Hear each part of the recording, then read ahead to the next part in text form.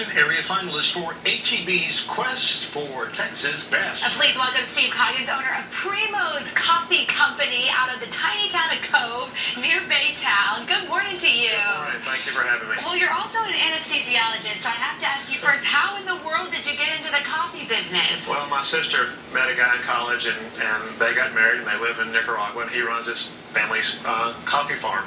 So a few years ago on Thanksgiving, we got together. We were talking in 2014 about the coffee farm and how difficult it is to be a farmer in a third world country. So we came with the idea of creating B&C imports. Gustavo Blandon is my brother-in-law. He's a third-generation coffee farmer. His son is going to be the fourth generation. They started the farm in the 1920s. It's strictly high-grown, specialty grade coffee. It's not blended. It's quality coffee from a single estate. So I import the coffee. We took about a year to build a roasting and production facility over in Cove. So we bring the coffee in directly from the farm. We roast it to order, package it, and ship it to the customer.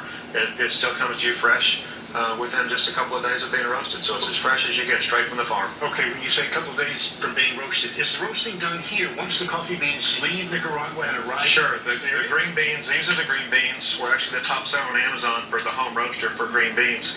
So these are what the beans look like when they come from the farm.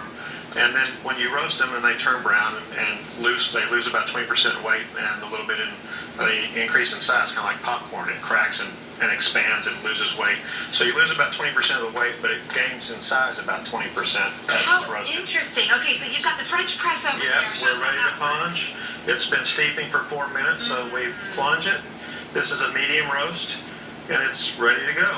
There you go. You also say your iced coffee is really good. We're going to try some of both that. Medium and dark roast iced. Okay, I'll try the dark. That's your dark. And so what would you do if you win or are one of the 4 finalists and get on HEB store shelves? How would that change your operation? It'd be great for the farm. We do this to support the people in Nicaragua. We have a classroom that needs some renovations and updating. We have a teacher that educates the children of the parents that work on the farm, and we have a medical clinic that supports the families that live on the farm and work in that area. So they need basic medical equipment and supplies that would really help the people in Nicaragua. That's what we do this for. Gus employs 50 full-time employees year-round, and when we're picking during that 8-week window, we have 500 people that come to the farm to pick the coffee. Wow. We produce about 500,000 pounds of coffee off his farm a year. We've grown over the last 3.5 years that we've been in business to this year we'll sell about 137,000 pounds of his coffee direct to the consumer. And it's strictly high-grown, especially great coffee. How's it taste? It is delicious. Like Yeah, I've tried the hot Real already. quick, we're running out of time. Sure, I'm sorry. And the cold coffee is That's excellent.